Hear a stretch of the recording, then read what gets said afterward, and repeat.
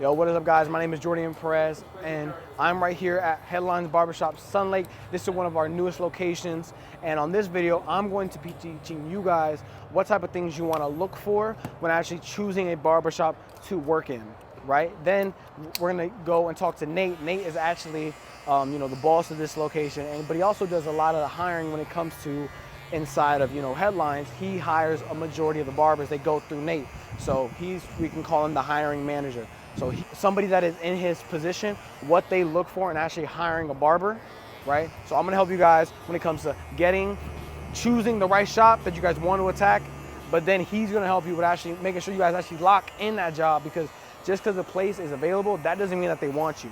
So let's go talk to Nate.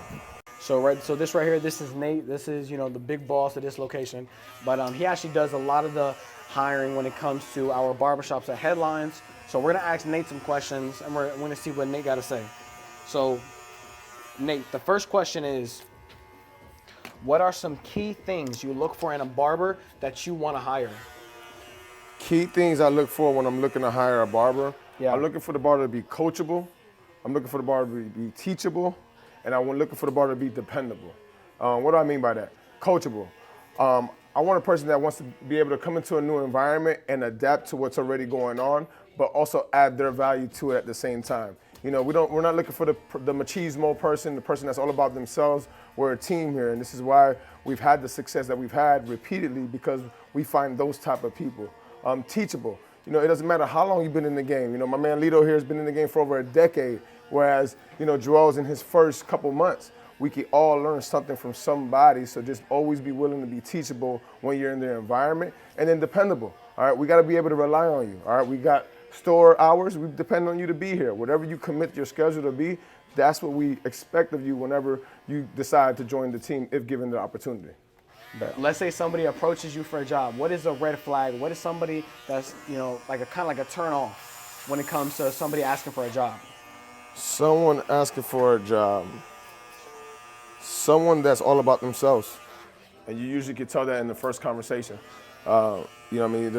Unfortunately, social media has given this entitlement to a lot of people that come into this industry, where they feel as though that they don't have to pay their dues. Don't get me wrong, it doesn't matter how old or how long you've been in the game, but to me, everybody should have a season of paying your dues and respecting people that have. And so when that comes into play, to me, that's a huge red flag. If you're all about yourself, you're not looking to add no value, not only to the environment, but to the shop as a whole. So it's a complete red flag. So somebody that's all about themselves, that's like against teamwork in a way. Yeah, against teamwork, yeah. Yeah, 100%. The first question about the shop, right, is how much is booth rent? Like, what does that make you think? Honestly, at first, it used to offend me, but now haven't had hired some barbers that they really just don't know. So you have two ends of this story. You have the barber that is saying it because they're trying to see if they can squeeze as much money out of you, or whereas you have the other barber that's only worked underneath a commission structure and just want to understand, is it worth making the switch from commission to booth rent? So it just depends which one of those you feel in. So that you feel like, oh my gosh, I made a great decision hiring this person. Take initiative. They do what they said they do what they said even after they said it in the feeling that they said it in.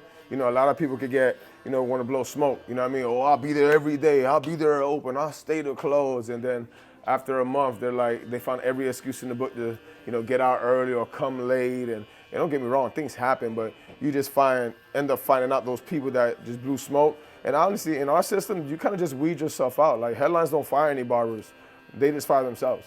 You know what I mean? Because our culture is infectious, and it's almost gonna make you feel uncomfortable if you're not on board with what we're doing. And not as far as not everybody wants to make 100K. Some people are making 60, 70K, and they're okay with that. And that's all right, because they still fit the culture, because they're not disrespecting it, down talking somebody that does aspire to have more, do more. Awesome, man, that's dope. Those were my questions. Nate, do you have any kind of last words? Now, this video is gonna be taught about people getting a job, but also just choosing the right barbershop. Do you have any kind of words of wisdom that you want to give to that barber? Yeah, man, I would put the words of wisdom of, don't be scared to grow. Don't be scared to stretch yourself. Don't be scared to put yourself in an environment that is going to do both for you. All right, I think a lot of guys just settle because they may know the barbershop at the end of their street because they've been going there since they were a kid, and they feel that's the right fit for them.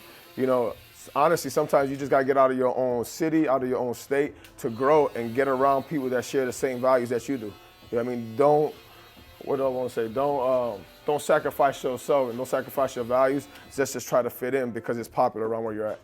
Yeah, that was a great video. A lot of great points from Nate. But I think the last thing that I want to give you guys is I want to give you guys a book recommendation that I feel like over the past year and some months has really, really, really helped me out when it comes to just dealing with people. Now, obviously, we are in the people industry, right? The service industry where we're dealing with people every day, from barbershop owners to, you know, clients to the barbers that work next to us every single day.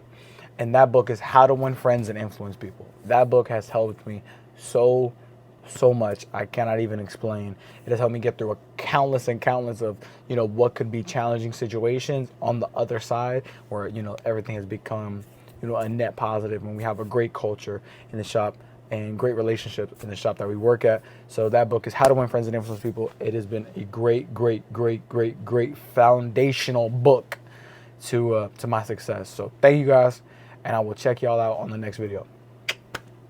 I hope this one was good. I hope y'all liked this one. This one was really, really nice. I liked it.